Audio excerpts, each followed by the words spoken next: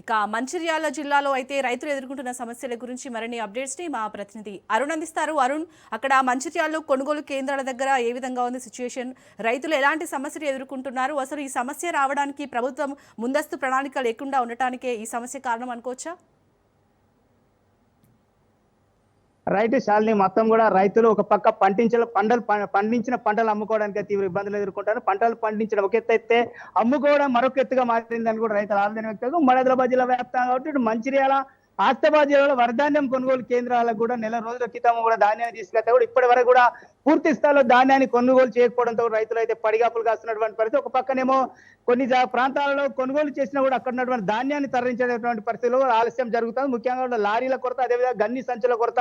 ఒక లారీకి సంబంధించి కూడా లారీ నుంచి బ్యాగ్ ఒక బస్తాకి కూడా బస్తాను తీసుకెళ్తే ఒక బస్తాకి లారీ డ్రైవర్లు కావచ్చు, ఓనర్లు కావచ్చు 5 రూపాయలు తీసుకుంటా ఉన్నారు. అదేవిధంగా కూడా తూకం పేరుతో కూడా ఇటు మిల్లర్లు కావచ్చు, అక్కడ ఉన్నటువంటి నిర్వాహకులు కూడా రైతులను దారుణంగా కూడా ముంచేటువంటి ప్రయత్నం చేస్తున్నారు. ఒక బస్తాకి 3 నుంచి 5 కిలోల వరకు కూడా కటింగ్ పెడతా ఉన్నారు. దాంతో కూడా రైతులు అసలు పండించిన పంటలు అమ్ముకోవడానికి తలనొప్పిగా మారిందంటూ కూడా ఆవేదన వ్యక్తం చేశారు. ఉమ్మడి హైదరాబాద్ జిల్లా, మంచిర్యాల జిల్లా వ్యాప్తంగా కూడా ఇదే పరిస్థితి అయితే నెలకొన్నది. ముఖ్యంగా కూడా ఇప్పటి వరకు కూడా 80% వరకు కూడా కళ్ళాలనే ధాన్యం అయితే ఉన్నటువంటి పరిస్థితి. కానీ ఒక పక్క అధికారులు మాత్రం పూర్తి స్థాయిలో కూడా అన్ని ఏర్పాట్లు ఇస్తా ఉన్నాం, తరగతిలో మొత్తం కూడా ధాన్యాన్ని తరలిస్తామని చెప్పినప్పటికీ కూడా ఎక్కడ కూడా ధాన్యం అయితే పూర్తిగా కూడా కొనుగోలు జరుగుతలేదు. ముఖ్యంగా కూడా కొనుగోలు జరిగిన ప్రాంతాలలో కూడా ఎక్కడైతే ధాన్యాన్ని తరలించడం లేదు, అక్కడ కొన్ని ప్రాంతాలలో ధాన్యాన్ని తీసుకెళ్ళినట్టు లారీ కూడా రోజుల కొద్ది కూడా మిల్లర్ల ప్రాంతం కావచ్చు, ఏదైతే గోదాముల వద్ద కూడా ఉంటున్నటువంటి పరిస్థితి. ముఖ్యంగా ఏదైతే అమాలీల కొరత అంటే ప్రధాన కొరతగా ఉన్నటువంటి పరిస్థితి. దీనికి సంబంధించి మన దగ్గర కొంతమంది రైతులు ఉన్నారు. నిజంగా కూడా వీళ్ళు పడుతున్న ఇబ్బంది అనేది అసలు ఎన్ని రోజుల నుంచి ఇటువంటి సమస్య ఎదుర్కొంటున్నారో తెలుసుకున్నాం. బ్రదర్ చెప్పండి,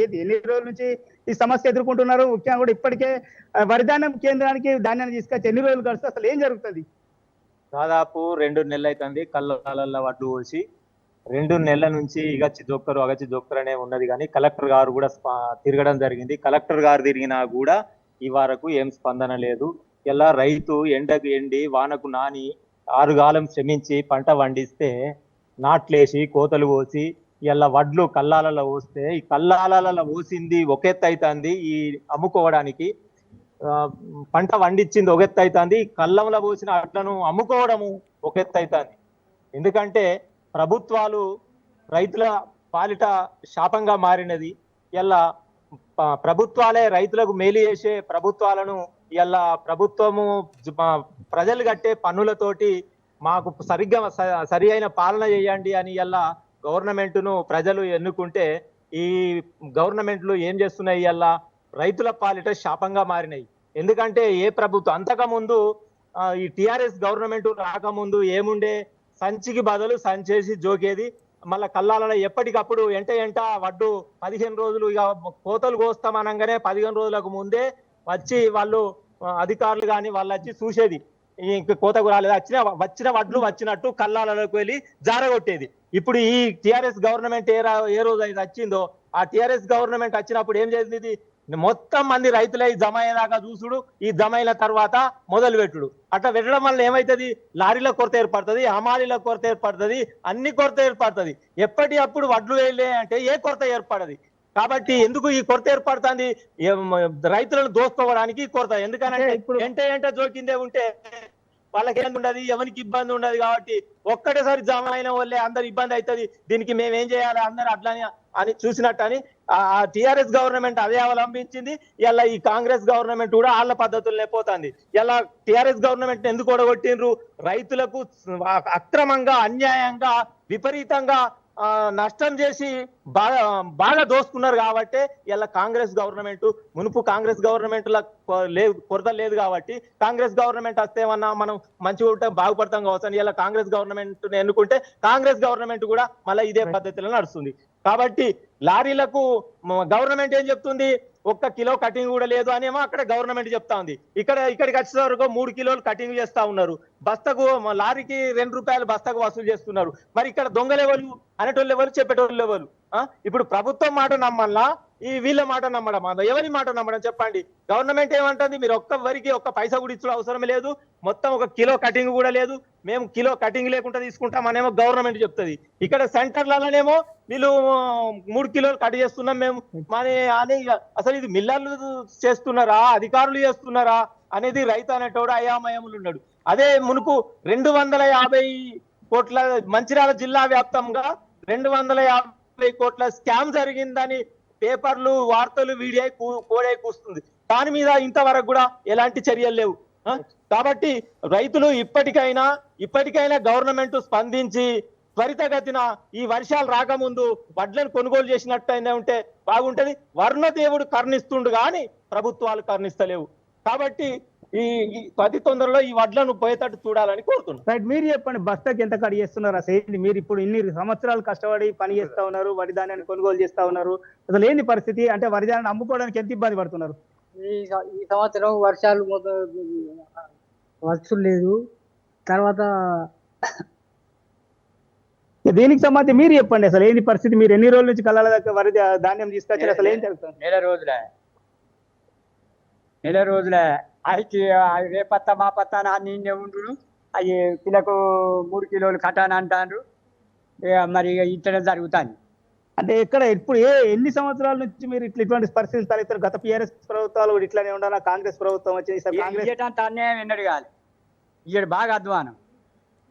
మరి ఎట్లా రైతు ఎట్లా బతుకుతాడు? ఏంటిది కిలకు 3 కిలోలు కట్ట అంటే, బత్తకు 3 కిలోలు కట్ట అంటే ఏంటిది? 5 రూపాయలు బత్తకు 5 రూపాయలు అట్లా కట్ట అన్నవాటి ఆ పరిస్థితి ఎట్లా? ఇప్పుడు రైతు ఎట్లా బతుకుడు? ఏంటిది? రైతు వ్యవసాయం చేసేటట్లే. అంటే ఒక పక్కనే గవర్నమెంట్ ఏమో మరి ప్రత్యామ్నాయ మార్గం వేరే పంటలు వేయాలని కూడా ఒక మాట చెప్తా ఉన్నది. అసలు ఎట్లా దాన్ని ఏమనుకుంటున్నారు? వేరే పంటలు ఎత్తే అది జబ్బు పట్టే పోవాలి. వేరే పంటలు ఎత్తేస్తావు పొలానికి తప్ప వేరే పంటలు వేస్తట్లేవు. ఇప్పుడు చివరిగా ఇన్ని రోజుల మీరు వరిధాన్యం తీసుకొచ్చి ఇప్పటి వరకు కొనుగోలు జరగలేదు. ఎంత నెల అవుతుంది కావచ్చు దాదాపు. నెల అయితే మరి ఇప్పుడు ఏం కావాలనుకుంటున్నావు? ఇప్పుడు మాకు అర్థం జల్లి కొనాలి. ఈ బత్తకు మన 5 రూపాయలు అంటారు. మరి ఇది ఎట్లా? ఇది మంచితనం కాదు. ఇది ఇట్లా జరుగుతుంది ఎట్లా? ఈ ప్రభుత్వం వ్యవసాయం చేసుడు ఇక బందే. ఇట్లా చేసుడు ఎంతవరకు కరెక్ట్? రైట్ రైట్, మీరు చెప్పండి, అసలు ఏంటి పరిస్థితి? నేను ఎటువంటి ఇబ్బందులు ఎదుర్కొంటారు గ్రౌండ్ లెవెల్లో? బాగా ఇబ్బంది అవుతుంది. అట్లా కొనుగోలు కేంద్రాలల్లో ప్రజా అధికారులు వస్తారు పోతారు, కానీ ఎక్కడే ఉంటున్నాయి. ఈ లారీలు కాంట పెట్టడానికి, లారీ కాంట పెడితే అమాలోళ్ళు కాంట పెడితే లారీలు వచ్చలేదు, లారీలు వస్తే అమాలోళ్ళు దొరకలేదు. ఈ విధంగా రైతులు బాగా ఇబ్బంది పడతారు. ఒక బస్తాకు 3 కిలోలు అంటే క్వింటల్కి 7 కిలోలున్నర వడ్లు కటింగ్ చేస్తే రైతు ఇప్పుడు ఆరుగాలం పండించిన పంట ప్రజలే దోసుకుంటే, ప్రభుత్వం మిల్లర్లు ఎన్నో దోసుకుంటే ఈ రైతు బతికేది ఎట్లా? తర్వాత వర్షాలు లేకపోతేనే ఇబ్బంది అనే పరిస్థితి. చివరిగా ఏం కావాలనుకుంటున్నారు? తొందరగా కాంటలు పెట్టి అధికారులు స్పందించి తొందరగా కాంటలు పెట్టి ధాన్యం కొనుగోలు తరలించాలని కోరుకుంటున్నాను.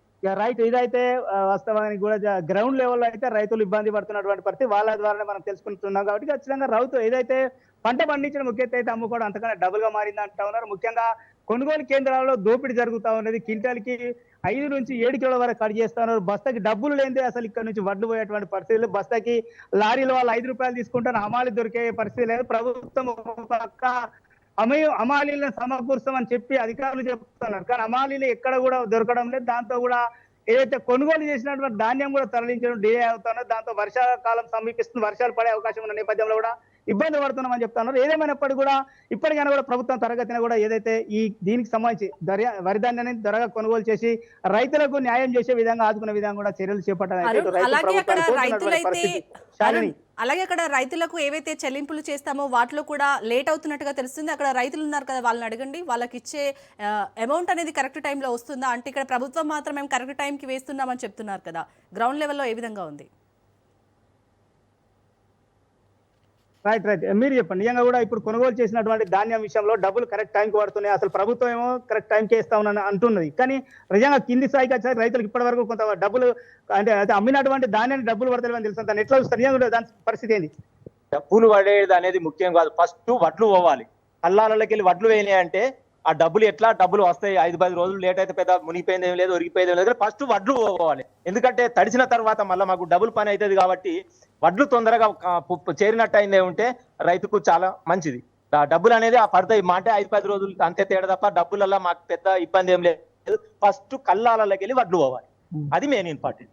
అంటే ఇప్పుడు ఒకవేళ వర్షాలు వచ్చేటువంటి అవకాశం, మరి దాన్ని ఇట్లా వర్షాలు వచ్చి ఇట్లా తడిసేటువంటి ప్రయత్నం కూడా దాని విషయంలో ఏం చెప్తారు? ఒకవేళ అప్పుడు ఇప్పుడు అన్ని తరలిస్తామని చెప్పినటువంటి అధికారులు అప్పుడు తడిసిన దాన్ని కొనడానికి ముందుకు వస్తారు, అసలు లేని పరిస్థితి. అది గవర్నమెంట్ ఆలోచించాలి. ఎందుకంటే రైతులది అయితే తప్పు కాదు. రైతులు వర్షాలు పడక ముందే తీసుకొచ్చి నెలల కొద్దీ 2 నెలల సొంది పోసినాము. ఇప్పుడు మాది తప్పు కాదు కదా, తీసుకోకపోవడం గవర్నమెంట్ తప్పు. కాబట్టి తడిసినా ఏం చేసినా కూడా రైతు వడ్లు తీసుకోవాలి. ఇక ఇది శాలిని, ఇక ఇదైతే రైతులైతే తెలుపుతున్నటువంటి పరిస్థితి. మొత్తానికి కూడా పూర్తి స్థాయిలో కూడా ఏదైతే కొనుగోలు అయితే జరగాలి, డబ్బులు అనేది కొద్దిగా 10-15 రోజులు లేట్ అయినా కూడా ఇబ్బంది పడే పరిస్థితి లేదు. కానీ అకాల వర్షాలు ఇట్లా కురిస్తే ఇట్లా తీవ్రంగా నష్టపోతాము, అప్పుడు కూడా అధికారులు కొరివీలు పెడతారు, కానీ ఇబ్బందులు పడతాం కానీ చెప్తున్నారు. ఏదైనా కూడా వర్షాలు పడ్డ తడిసినా కూడా ఏదో ప్రభుత్వం అధికారులు నిర్దేశించారు, వర్షాలు పడి తడిసినా కూడా ఖచ్చితంగా షరతులు లేకుండా ఆ ధాన్యాన్ని కొనుగోలు చేయాలని చెప్తాను. ఇప్పటి వరకు అయితే కూడా కళ్ళాల కూడా తెలుస్తున్నటువంటి పరిస్థితి.